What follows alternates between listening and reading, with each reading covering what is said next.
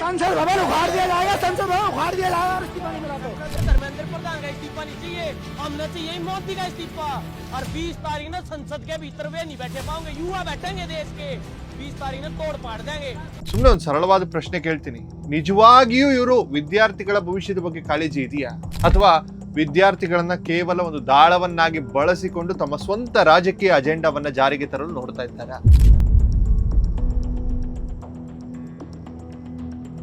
ನಾನು ಈ ವಿಡಿಯೋದಲ್ಲಿ ಯಾವುದೇ ಮುಲಾಜಿಲ್ಲದೆ ಈ ಕಾಕ್ರೋಚ್ ಜನತಾ ಪಾರ್ಟಿಯ ಈ ಜಿರಳೆಗಳ ಅಸಲಿ ಮುಖವಾಡವನ್ನ ಬಿಚ್ಚಿಡ್ತೀನಿ.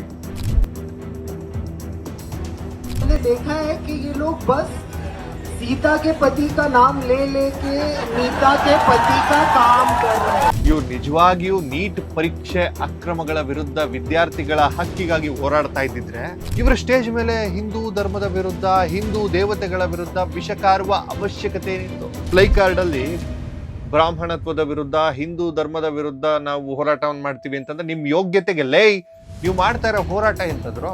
ಕಾಕ್ರೋಚ್ ಜನತಾ ಪಾರ್ಟಿ ಎನ್ನುವುದು ವಿದ್ಯಾರ್ಥಿಗಳ ಹಿತರಕ್ಷಣವಲ್ಲ, ಇದೊಂದು ಸುಸಜ್ಜಿತವಾದ ವಿದೇಶಿ ಮತ್ತು ಎಡಪಂಥೀಯ ಅಜೆಂಡಾಗಳಿಂದ ಪ್ರೇರಿತವಾದ ನಾಟಕ. ವಿಡಿಯೋವನ್ನ ಕೊನೆವರೆಗೂ ನೋಡಿ, ಮಿಸ್ ಮಾಡಬೇಡಿ, ಬಹಳ ಇಂಟ್ರೆಸ್ಟಿಂಗ್ ಪಾಯಿಂಟ್ಗಳು ಸಿಗ್ತವೆ. ಸ್ನೇಹಿತರೆ ನಮಸ್ಕಾರ.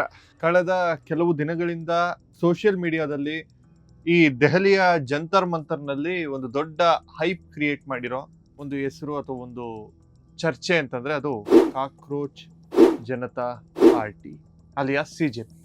ನೀಟ್ ಪರೀಕ್ಷೆಯ ಅಕ್ರಮಗಳ ವಿರುದ್ಧ ವಿದ್ಯಾರ್ಥಿಗಳಿಗೆ ನ್ಯಾಯ ಸಿಗಬೇಕು ಅಂತ ಶುರುವಾದ ಒಂದು ಮೂವ್ಮೆಂಟ್ ಇವತ್ತು ಯಾವ ಮಟ್ಟಕ್ಕೆ ತಲುಪ್ತಾ ಇದೆ ಅನ್ನೋದನ್ನ ಯೋಚನೆ ಮಾಡ್ತಾ ಇದ್ದೀನಿ. ಮತ್ತೆ ನಮ್ಮ ಜನರ ಮೆಂಟಾಲಿಟಿ ಬಗ್ಗೆ ಕೂಡ ನನಗೆ ಪ್ರಶ್ನೆಗಳು ಎದ್ದೇಳ್ತಾ ಇವೆ. ಸುಮ್ಮನೆ ಒಂದು ಸರಳವಾದ ಪ್ರಶ್ನೆ ಕೇಳ್ತೀನಿ, ನಿಜವಾಗಿಯೂ ಇವರು ವಿದ್ಯಾರ್ಥಿಗಳ ಭವಿಷ್ಯದ ಬಗ್ಗೆ ಕಾಳಜಿ ಇದೆಯಾ, ಅಥವಾ ವಿದ್ಯಾರ್ಥಿಗಳನ್ನ ಕೇವಲ ಒಂದು ದಾಳವನ್ನಾಗಿ ಬಳಸಿಕೊಂಡು ತಮ್ಮ ಸ್ವಂತ ರಾಜಕೀಯ ಅಜೆಂಡಾವನ್ನ ಜಾರಿಗೆ ತರಲು ನೋಡ್ತಾ ಇದ್ದಾರೆ? ಖಂಡಿತವಾಗಿಯೂ ನಾನು ಹೇಳಿದ ಎರಡನೇ ಪಾಯಿಂಟೇ ನಿಜ. ಇದು ವಿದ್ಯಾರ್ಥಿಗಳ ಹೋರಾಟ ಖಂಡಿತವಾಗ್ಲೂ ಅಲ್ಲ, ಇದೊಂದು ವೆಲ್ ಪ್ಲಾನ್ಡ್ ಪೊಲಿಟಿಕಲ್ ಡ್ರಾಮಾ. ಇವತ್ತು ನಾನು ಈ ವಿಡಿಯೋದಲ್ಲಿ ಯಾವುದೇ ಮುಲಾಜಿಲ್ಲದೆ ಈ ಕಾಕ್ರೋಚ್ ಜನತಾ ಪಾರ್ಟಿಯ ಈ ಜಿರಳೆಗಳ ಅಸಲಿ ಮುಖವಾಡವನ್ನ ಬಿಚ್ಚಿಡ್ತೀನಿ. ಇವರ ಹೋರಾಟದಲ್ಲಿ ಧರ್ಮ ಯಾಕೆ ಬಂತು, ಹಿಂದೂ ವಿರೋಧಿ ಹೇಳಿಕೆಗಳು ಯಾಕೆ ಕೇಳಿ ಬರ್ತಾ ಇವೆ, ಇವರ ಅಸಂಬದ್ಧ ಲಾಜಿಕ್ಗಳೇನು, ಎಲ್ಲವನ್ನ ಕಂಪ್ಲೀಟ್ ಆಗಿ ಎಕ್ಸ್ಪೋಸ್ ಮಾಡಲಿದ್ದೇನೆ. ವಿಡಿಯೋವನ್ನ ಕೊನೆವರೆಗೂ ನೋಡಿ, ಮಿಸ್ ಮಾಡಬೇಡಿ, ಬಹಳ ಇಂಟ್ರೆಸ್ಟಿಂಗ್ ಪಾಯಿಂಟ್ಸ್ಗಳು ಸಿಗ್ತವೆ. ನಾನು ಮೊದಲನೇ ಪ್ರಶ್ನೆ ನಾನು ಹೇಳದ್ನಲ್ಲ, ವಿದ್ಯಾರ್ಥಿಗಳ ಹೋರಾಟದಲ್ಲಿ ಧರ್ಮ ಯಾಕೆ, ಹಿಂದೂ ವಿರೋಧಿ ಅಜೆಂಡಾ ಯಾಕೆ ಬಂತು? ಒಂದು ವೇಳೆ ಇವ್ರು ನಿಜವಾಗಿಯೂ ನೀಟ್ ಪರೀಕ್ಷೆ ಅಕ್ರಮಗಳ ವಿರುದ್ಧ ವಿದ್ಯಾರ್ಥಿಗಳ ಹಕ್ಕಿಗಾಗಿ ಹೋರಾಡ್ತಾ ಇದ್ದಿದ್ರೆ ಇವರ ಸ್ಟೇಜ್ ಮೇಲೆ ಹಿಂದೂ ಧರ್ಮದ ವಿರುದ್ಧ, ಹಿಂದೂ ದೇವತೆಗಳ ವಿರುದ್ಧ ವಿಷಕಾರುವ ಅವಶ್ಯಕತೆ ಏನಿತ್ತು? ಶಿಕ್ಷಣ ವ್ಯವಸ್ಥೆಯನ್ನ ಸರಿಪಡಿಸುವ ಹೋರಾಟಕ್ಕೂ ಧರ್ಮಕ್ಕೂ ಏನ್ ಸಂಬಂಧ? ಈ ಕುನಾಲ್ ಕುಮ್ರಾ ಅನ್ನುವಂತಹ ಒಬ್ಬ ಕಮಿಡಿಯನ್ ಅಂತೆ, ಅವ್ನ ಹೇಳಿಕೆ ನೀವು ನೋಡಿದ್ರ? ಕಾಕ್ರೋಚ್ ಜನತಾ ಪಾರ್ಟಿಯ ವೇದಿಕೆ ಮೇಲೆ ನಿಂತು ಸ್ಟ್ಯಾಂಡ್ ಅಪ್ ಕಮಿಡಿಯನ್ ಕುನಾಲ್ ಕುಮ್ರಾ ಏನ್ ಹೇಳ್ದ? ಈ ಸರ್ಕಾರ ವರ್ಷಗಳಿಂದ ಸೀತೆಯ ಗಂಡನ ಹೆಸರನ್ನ ತಗೊಳ್ತಿದೆ ಅಥವಾ ಅದ್ ಹೇಳ್ಕೊಂಡು ಅಧಿಕಾರಕ್ಕೆ ಬರ್ತಿದೆ, ಆದ್ರೆ ಕೆಲಸ ಮಾತ್ರ ನೀತಾಳ ಗಂಡನಿಗೆ ಮಾಡ್ತಿದೆ ಅಂತ ಹೇಳ್ದ. ನೋಡ್ರಿ, ವ್ಯವಸ್ಥೆಯ ವಿರುದ್ಧ ನೀವು ಯಾರ ಮೇಲಾದ್ರೂ ದಾಳಿ ಮಾಡಬೇಕು ಅಂತಂದ್ರೆ ಅಥವಾ ನೀವು ಯಾರನ್ನಾದ್ರೂ ಟೀಕೆ ಮಾಡಬೇಕು ಅಂತಂದ್ರೆ ನೀವು ಸರ್ವ ಸ್ವತಂತ್ರರು. ಇಲ್ಲಿ ರಾಮನ ಹೆಸರನ್ನ ಯಾಕೆ ತರ್ತೀರಿ? ಇದು ಕೇವಲ ಸರ್ಕಾರದ ಮೇಲಿನ ಟೀಕೆ ಅಲ್ಲ, ಕೋಟ್ಯಂತರ ಹಿಂದೂಗಳ ಆರಾಧ್ಯ ದೈವವಾಗಿರುವ ಶ್ರೀರಾಮಚಂದ್ರಗೂ ಹಾಗೂ ಮಾತೆ ಸೀತಾ ಮಾತೆಗೂ ರಾಜಕೀಯ ಲಾಭಕ್ಕಾಗಿ, ಅಗ್ಗದ ಚಿಲ್ರೆ ಹಾಸ್ಯಕ್ಕಾಗಿ ವೇದಿಕೆ ಮೇಲೆ ಎಳುತ್ತರ್ತಾನೆ ಅವ್ರ ಹೆಸರನ್ನ. ಇದು ಯಾವ ನ್ಯಾಯ? ವಿದ್ಯಾರ್ಥಿಗಳ ಸಮಸ್ಯೆಗಳನ್ನ ಚರ್ಚಿಸಬೇಕಾದ ಜಾಗದಲ್ಲಿ ಇಂತಹ ಧಾರ್ಮಿಕ ಅವಹೇಳನ ಯಾಕೆ ಬೇಕಿತ್ತು? ಇನ್ನು ಎರಡನೇದು ನಿಮ್ಗೆ ಹೇಳ್ತೀನಿ ಕೇಳಿ. ಈ ಸಿಜೆಪಿ ಪ್ರತಿಭಟನೆಯ ವೇದಿಕೆ ಮೇಲೆ ಬಹಳ ದಿನಗಳಿಂದ ಇನ್ಸ್ಟಾಗ್ರಾಮ್ ಅಲ್ಲಿ ನಾವು ನೋಡ್ತಾ ಇದ್ವಿ, ಈ ಪಾಕಿಸ್ತಾನಿ ಕವಿ ಫೈಜ್ ಅಹಮದ್ ಫೈಜ್ ಅನ್ನುವಂತಹ ಒಬ್ಬನಿದ್ದಾನೆ, ಅವನು ಹಮ್ ದೇಖೆಂಗೆ ಅನ್ನುವಂತಹ ಒಂದು ಕವಿತೆಯನ್ನ ಬರೆದಿದ್ದ. ಅದರಲ್ಲಿರೋ ಸಾಲುಗಳೆಂತದ್ದು ಅಂತಂದ್ರೆ, ಸಬ್ ಬುತ್ ಉಟಾಯೇ ಜಾಯೆಂಗೆ ಬಸ್ ನಾಮ ರಹೇಗಾ ಅಲ್ಲಾ ಕಾ, ಅಂದ್ರೆ ಎಲ್ಲಾ ಮೂರ್ತಿಗಳನ್ನ ಕಿತ್ತೆಸೆಯಲಾಗುವುದು, ಕೇವಲ ಅಲ್ಲಾಹುವಿನ ಹೆಸರು ಮಾತ್ರ ಉಳಿತವೆ ಅಂತ. ಭಾರತದಂತಹ ಮೂರ್ತಿ ಪೂಜಕರು ಹೆಚ್ಚಿರುವ ದೇಶದಲ್ಲಿ ಹಿಂದೂ ಭಾವನೆಗಳನ್ನ ಕೆರಳಿಸುವ ಇಂತಹ ಇಸ್ಲಾಮಿಕ್ ಐಕಾನ್, ವಿಗ್ರಹ ಭಂಜಕ ಸಾಲುಗಳು ಬೇಕಾಗಿತ್ತ ವಿದ್ಯಾರ್ಥಿ ವೇದಿಕೆಗಳಲ್ಲಿ? ಇದೆಲ್ಲ ಬೇಕೇನ್ರಿ? ಇದು ಇವರ ಅಸಲಿ ಬಣ್ಣವನ್ನು ತೋರಿಸ್ತಾ ಇಲ್ವಾ? ಶಿಕ್ಷಣದ ಹೆಸರಿನಲ್ಲಿ ಒಳಗೊಂಡು ಒಂದು ನಿರ್ದಿಷ್ಟ ಧರ್ಮವನ್ನ ತುಷ್ಟೀಕರಣ ಮತ್ತು ಇನ್ನೊಂದು ಧರ್ಮದ ವಿರುದ್ಧ ಯಾವುದೋ ಹಿಂದೂ ವಿರೋಧಿ ಅಜೆಂಡಾವನ್ನ ಬಿತ್ತಲಾಗ್ತಾ ಇದೆ ಅಂತ ಅನ್ನಿಸ್ತಾ ಇಲ್ವಾ? ಇದಕ್ಕಿಂತ ದೊಡ್ಡ ಸಾಕ್ಷಿ ಬೇಕಾ? ನೋಡ್ರಿ, ನೀವು ಸೆಕ್ಯುಲರ್ ಅಂತ ಹೇಳ್ತೀರಿ, ನಾವು ಯಾವುದೇ ಹೋರಾಟ ಇದು ರಾಜಕೀಯ ಪಕ್ಷಗಳ ಹೋರಾಟ ಅಲ್ಲ ಅಂತೀರಿ, ನಮ್ಮನ್ನ ನೀವೇನ್ ಬೇಕಾದ್ರೆ ಕರೀರಿ, ನಾವು ಈ ಹೋರಾಟದಿಂದ ಇಂಜರಿ ಅಲ್ಲ ಅಂತೀರಿ. ಎಲ್ಲ ಓಕೆ, ನಿಮ್ಮ ಯೋಗ್ಯತೆಗೆ ಕರೆಕ್ಟ್ ಆಗಿರುವಂತಹ ಪ್ಲಾಟ್ಫಾರ್ಮ್ನ ಹೇಗೇಗೋ ಬಳಸ್ಕೊಳ್ತಾ ಇದ್ದೀರಲ್ಲ.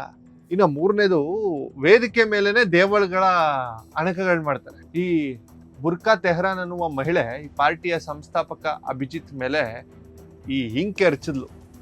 ಅವ್ರು ಅದಕ್ಕೆ ಕೊಟ್ಟ ಕಾರಣ ನೀವು ನೋಡಿದ್ರೆ ಗೊತ್ತು. ವೇದಿಕೆ ಮೇಲೆ ಶ್ರೀರಾಮ ಮತ್ತು ಸೀತಾದೇವಿಯನ್ನ ಜೋರಾಗಿ ನಗುತ್ತಾ ಅಣಗಿಸ್ತಾ ಅವಮಾನ ಮಾಡ್ಲಾಗ್ತಾ ಇತ್ತು. ಒಬ್ಬ ಹಿಂದುವಾಗಿ ನನಗೆ ಅದನ್ನು ಸಹಿಸ್ಕೊಳ್ಳಲು ಆಗ್ಲಿಲ್ಲ, ಅದಕ್ಕೋಸ್ಕರ ನಾನು ಅವ್ರ ಮೇಲೆ ಹಿಂಕೆರಿಸಿದೆ ಅಂತ ಯೋಚನೆ ಮಾಡಿ. ದೇಶದ ಲಕ್ಷಾಂತರ ವಿದ್ಯಾರ್ಥಿಗಳ ಭವಿಷ್ಯ ನಿರ್ಧಾರವಾಗಬೇಕಾದ ಹೋರಾಟದ ವೇದಿಕೆ ಹಿಂದೂ ಧರ್ಮವನ್ನ ನಿಂಬಿಸುವ ಅಖಾಡವಾಗಿ ಬದಲಾಗೋಗ್ತಾ ಇದೆ.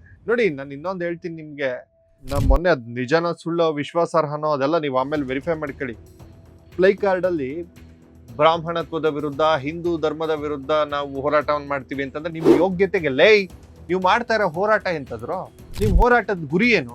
ಫಸ್ಟ್ ಆಫ್ ಆಲ್ ನಿಮ್ಮ ಹೋರಾಟ ಇರೋದೇನಕ್ಕೆ? ನ್ಯಾಯ ಕೊಡಿಸ್ಬೇಕು. ಯಾರಿಗೆ? ಸ್ಟೂಡೆಂಟ್ಸ್ಗಳಿಗೆ. ನೀಟ್ ಎಕ್ಸಾಮ್ನಲ್ಲಿ ಯಾರಿಗೋ ಒಂದಷ್ಟು ಜನ ಸೂಸೈಡ್ ಮಾಡ್ಕೊಂಡಿದ್ದಾರೆ, ಅವ್ರಿಗೆ ನ್ಯಾಯ ಕೊಡಿಸ್ಬೇಕು. ಧರ್ಮೇಂದ್ರ ಪ್ರಧಾನ್ದು ರಾಜೀನಾಮೆ ಪಡಿಬೇಕು. ಎಲ್ಲ ಕೇಳ್ಕೊಳ್ಳಿ.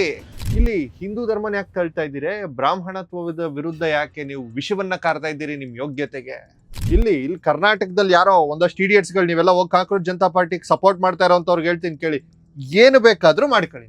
ಕಾಕ್ರೋಚ್ ಜನತಾ ಪಾರ್ಟಿ ಏನು ನಿಮ್ಮ ಮನೇಲಿ ಇರೋ ಜಿರಳೆನ ಹಿಂಗೆ ದೊಡ್ಡ ಫೋಟೋ ತೆಗೆದು ಸಾಕ್ಸು ಪೂಜೆ ಮಾಡ್ಕೊಳ್ಳಿ, ಅವಶ್ಯಕತೆ ಇಲ್ಲ ನಮಗೆ.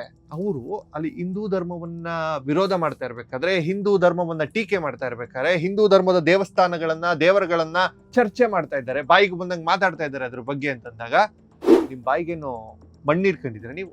ನಾನು ಸುಮ್ಮನೆ ಈಗ ಹೇಳ್ತೀನಿ ನೋಡಿ, ಈ ಕಾಕ್ರೋಚ್ ಜನತಾ ಪಾರ್ಟಿ ಇರೋದು ಅಮಾಯಕ ವಿದ್ಯಾರ್ಥಿಗಳಲ್ಲ, ಬದಲಿಗೆ ಈ ದೇಶದಲ್ಲಿ ಅಶಾಂತಿ ಸೃಷ್ಟಿಸಲು ಕಾಯ್ತಿರುವ ಒಂದು ದೊಡ್ಡ ಲೆಫ್ಟ್ ವಿಂಗ್ ಎಡಪಂಥೀಯ ಗ್ಯಾಂಗ್ ಇರೋದ್ರಿಂದ.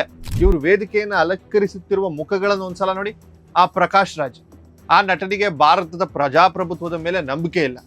ಯಾವಾಗ್ಲೂ ಏನೋ ಬಿಜೆಪಿ RSS ಅಂತ ಮಾತಾಡ್ತಾ ಇರ್ತಾನೆ, ಹಿಂದೂ ಧರ್ಮದ ವಿರುದ್ಧ ಮಾತಾಡ್ತಾ ಇರ್ತಾನೆ. ಅವನ ಯೋಗ್ಯತೆಗೆ ಸರಿಯಾಗಿ ಸಿನಿಮಾ ಮಾಡ್ಲಿಕ್ಕೆ ಯಾವ್ದು ಸಿನಿಮಾ ಆಫರ್ಗಳು ಸಿಗ್ತಾ ಇಲ್ಲ. ಸುಮ್ನೆ ಈ ವಿದ್ಯಾರ್ಥಿಗಳ ವೇದಿಕೆ ಮೇಲೆ ನಿಂತು ಏನ್ ಹೇಳ್ತಾ ಇದ್ದಾನೆ, ನಮ್ಮನ್ನ ಭಯೋತ್ಪಾದಕರು ಅಂದ್ರೂ ಚಿಂತೆ ಇಲ್ಲ, ಪಾಕಿಸ್ತಾನಗಳು ಅಂದ್ರೂ ಚಿಂತೆ ಇಲ್ಲ, ನಾವು ಹೋರಾಟ ನಿಲ್ಸಲ್ಲ ಅಂತ ಉದ್ರೇಕಕಾರಿ ಮಾತುಗಳನ್ನ ಆಡ್ತಾರೆ. ಈ ಮನುಷ್ಯನಿಗೆ ಫಸ್ಟ್ ಆಫ್ ಆಲ್ ಭಾಷಣ ನಿಲ್ಸು ಅಂತ ಹೇಳಿದವ್ರು ಯಾರು? ಹೋರಾಟ ನಿಲ್ಸು ಅಂತ ಹೇಳಿದವ್ರು ಯಾರು? ಹೇಳಿದ್ರು? ಇವ್ರು BJP ಅವ್ರು ಏನಾರು ಬಂದು ಕೇಳ್ಕೊಂಡ್ರ ಬೇಡ ಈ ಹೋರಾಟ ನಿಲ್ಸ್ಬಿಡಿ ಅಂದ್ರ? ನಿಮ್ಮನ್ನ ಕೇರೆ ಮಾಡ್ತಾ ಇಲ್ಲ ರೀ. ಇವಂತ ಕಳ್ಳರು ಕಚಡಗಳು ಅಂತ ಗೊತ್ತಾಗೋಗಿದೆ. ಈ ಹಿಂದೆ ತಾಯಿ ಕಾಳಿಕಾದೇವಿ ವಿರುದ್ಧ ವಿವಾದಾತ್ಮಕ ಹೇಳಿಕೆ ನೀಡಿದ್ದ ಈ ಹಿಂದೂಗಳ ಕೆಂಗಣ್ಣಿಗೆ ಗುರಿಯಾಗಿದ್ದಂತಹ TMC ಸಂಸದೆ ಮೂವಾವ ಮುಯಿತ್ರ, ಒಂದ್ಸಲ ಗೂಗಲ್ ಮಾಡಿ ಆಕೆ ಹೆಸರನ್ನ. ಜುಲೈ 3ರಂದು ಆ ವೇದಿಕೆಗೆ ಬಂದು ಭಾಷಣ ಮಾಡ್ತಾಳೆ. ಕಾಶ್ಮೀರ ಈ ದೇಶದ ಭಾಗವೇ ಅಲ್ಲ ಅಂದಂಥವಳು ಒಬ್ಳು ಬಂದು ಭಾಷಣ ಮಾಡ್ಬಿಟ್ಟು ಹೋಗ್ತಾಳೆ. ಪ್ರಶಾಂತ್ ಭೂಷಣ್ ಮತ್ತು ಉಮರ್ ಖಾಲಿದ್ ಗ್ಯಾಂಗು ದೇಶ ವಿರೋಧಿ ಚಟುವಟಿಕೆಗಳ ಆರೋಪವನ್ನು ಹೊತ್ತಿರುವ ಪರವಾಗಿ ನಿಲ್ಲುವ ಪ್ರಶಾಂತ್ ಭೂಷಣ್ ಇವರ ವೇದಿಕೆಗೆ ಬಂದು ಸಪೋರ್ಟ್ ಮಾಡ್ತಾನೆ. ಇವರೆಲ್ಲರೂ ವಿದ್ಯಾರ್ಥಿಗಳ ನೀಟ್ ಎಕ್ಸಾಮ್ ಮಾರ್ಕ್ಸ್ ಮುಖ್ಯ ಅಲ್ಲ, ಈ ವಿದ್ಯಾರ್ಥಿಗಳ ಹೆಗಲ ಮೇಲೆ ಬಂದೂಕನ್ನು ಇಟ್ಕೊಂಡು ಸರ್ಕಾರವನ್ನ ಉಳಿಸುವ ಒಂದು ತಂತ್ರವನ್ನ ಮಾಡ್ತಾ ಇದ್ದಾರೆ. ಇವರ ಹಳೇ ಅಜೆಂಡಾ ಮುಂದುವರಿತಾ ಇದೆ ಅಷ್ಟೇ. ಆಮೇಲೆ ಇವ್ರ ಲಾಜಿಕ್ಲೆಸ್ ಪಾಯಿಂಟ್ಸ್ ಗಳು ಹೇಳ್ತೀನಿ ನೋಡಿ. ಕಾಕ್ರೋಚ್ ಜನತಾ ಪಾರ್ಟಿ ಬಿಡುಗಡೆ ಮಾಡಿರುವ ಡಿಜಿಟಲ್ ಮ್ಯಾನಿಫೆಸ್ಟೋ ಒಂದ್ಸಲ ನೋಡಿದ್ರೆ ಇವ್ರಿಗೆ ದೇಶದ ಕಾನೂನು, ಸಂವಿಧಾನ ಅಥವಾ ಸಾಮಾನ್ಯ ಜ್ಞಾನದ ಬಗ್ಗೆ ಕನಿಷ್ಠ ಅರಿವು ಇಲ್ಲ ಎನ್ನುವುದು ಸಾಬೀತಾಗುತ್ತೆ. ಎಲ್ಲಿಂದಿರುತ್ತೆ ಈ ದೇಶದ ಬಗ್ಗೆ, ಕಾನೂನು ಬಗ್ಗೆ ಅರಿವು? ಅವನು ಯಾವನ USL ಕೂತಿದ್ದವನು ಇಡಿಯಟ್, ಅವ್ನು ಇಲ್ಲಿ ಬಂದು ಕಾಕ್ರೋಚ್ ಜನತಾ ಪಾರ್ಟಿ ಅಂತ ಆನ್ಲೈನ್ ಮೂವ್ಮೆಂಟ್ ಮಾಡ್ಬಿಟ್ಟು ಅವ್ನಿಗೆ ಏನಾರು ಇರೋದು ಸಾಧ್ಯನಾ? ಇವ್ರಿಟ್ಟಿರೋ ಡಿಮ್ಯಾಂಡ್ಗಳು ಎಷ್ಟು ಹಾಸ್ಯಾಸ್ಪದವಾಗಿದೆ ನೋಡಿ. ಈ ಮುಖ್ಯ ಚುನಾವಣಾ ಆಯುಕ್ತರ ಮೇಲೆ UAPA ಕೇಸ್ ಹಾಕ್ಬೇಕಂತ ಇದು ನಾನು ಅವತ್ತೇ ಮಾತಾಡಿದ್ದೆ. ಇನ್ನೊಂದ್ಸಲ ಯಾಕೆ ಹೇಳ್ತಾ ಇದ್ದೀನಿ ಅಂತಂದ್ರೆ, ನಮ್ಮ ಜನರು ಸ್ವಲ್ಪ ತುಂಬಾ ಸೀರಿಯಸ್ ಆಗಿ ತಗೋಬಿಟ್ಟಿದ್ರಲ್ಲ, ಅದನ್ನೊಂದ್ಸಲ ತಿಳ್ಕೊಳ್ಳಿ. ಇವ್ರ ಡಿಮ್ಯಾಂಡ್ ಪ್ರಕಾರ ದೇಶದ ಯಾವುದೇ ಚುನಾವಣೆಯಲ್ಲಿ ಒಂದು ಅಧಿಕೃತ ವೋಟ್ ಡಿಲೀಟ್ ಆದ್ರೂ ಸಹ ದೇಶದ ಮುಖ್ಯ ಚುನಾವಣಾ ಆಯುಕ್ತರು ಅಂದ್ರೆ ಚೀಫ್ ಎಲೆಕ್ಷನ್ ಕಮಿಷನರ್ ತಕ್ಷಣವೇ ಭಯೋತ್ಪಾದನಾ ನಿರೋಧಕ ಕಾಯ್ದೆ ಅಡಿಯಲ್ಲಿ ಬಂಧಿಸಬೇಕಂತ. ವೋಟರ್ ಲಿಸ್ಟ್ ನಲ್ಲಿ ಹೆಸರು ಮಿಸ್ ಆಗುವುದಕ್ಕೂ ತಾಂತ್ರಿಕ ಅಥವಾ ಸ್ಥಳೀಯ ಮಟ್ಟದ ಸಮಸ್ಯೆ ಆಗಿರಬಹುದು. ಅದಕ್ಕೆ ದೇಶದ ಅತ್ಯುನ್ನತ ಸಾಂವಿಧಾನಿಕ ಹುದ್ದೆಯಲ್ಲಿರುವ ಅಧಿಕಾರಿಯನ್ನ ಭಯೋತ್ಪಾದಕ ಅಂತ ಜೈಲಿಗೆ ಹಾಕಬೇಕು ಅನ್ನೋದು ಎಷ್ಟು ದೊಡ್ಡ ಮೂರ್ಖತನ. ಇಂಥ ಬಾಲಿಶ ಕಾನೂನನ್ನ ಜಗತ್ತಿನ ಎಲ್ಲಾದರೂ ಕೇಳಿದ್ದೀರಾ? ಇನ್ನ ಇವ್ರದ್ದು ಮೀಡಿಯಾ ಹೌಸ್ಗಳು ಬ್ಯಾನ್ ಅಂತ.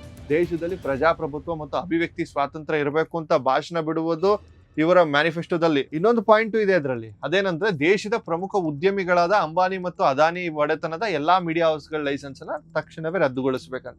ಇವ್ರಿಗೆ ತಮಗೆ ಇಷ್ಟ ಬಂದ ಹಾಗೆ ಮಾತನಾಡಲು ಸ್ವಾತಂತ್ರ್ಯ ಬೇಕು, ಆದರೆ ಬೇರೆಯವರ ಲೈಸೆನ್ಸ್ ಕ್ಯಾನ್ಸಲ್ ಮಾಡಬೇಕು. ಇವ್ರ ಯೋಗ್ಯತೆ, ಇವರಪ್ಪ ಹಾಕಿಟ್ಟವನಲ್ಲ ದುಡ್ಡೋದಕ್ಕೆ.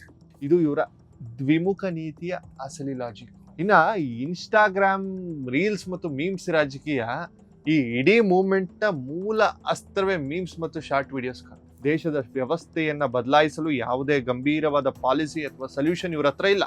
ಇವ್ರ ಯೋಗ್ಯತೆಗೆ ಏನಾರ 10 ಜನ ಪಾಯಿಂಟ್ಸ್ಗಳು ಇಟ್ಕೊಂಡು ಬಂದಿಯಾರ? ಇಲ್ಲ. ಕೇವಲ ಇನ್ಸ್ಟಾಗ್ರಾಮ್ ಅಡಿಕ್ಟ್ ಆಗಿರೋ ಯುವಕರನ್ನ ರೀಲ್ಸ್ ಮತ್ತು ಮೀಮ್ಸ್ ಮೂಲಕ ಸೆಳೆದು ಹೈಪ್ ಕ್ರಿಯೇಟ್ ಮಾಡಲಾಗ್ತದೆ. ಇದೊಂದು ಕೇವಲ ವರ್ಚುವಲ್ ರೇಜ್ ಅಷ್ಟೇ ಸ್ನೇಹಿತರೆ, ವರ್ಚುವಲ್ ರೇಜ್. ಇನ್ನ ಕನ್ಫ್ಯೂಷನ್ ವಿದ್ಯಾರ್ಥಿಗಳಿಗೆ ನಾನು ಕೊನೆಯದಾಗಿ ಎಚ್ಚರಿಕೆ ಏನು ಅಂತ ಹೇಳಬೇಕು. ಕಾಕ್ರೋಚ್ ಜನತಾ ಪಾರ್ಟಿ ಎನ್ನುವುದು ವಿದ್ಯಾರ್ಥಿಗಳ ಹಿತರಕ್ಷಣವಲ್ಲ.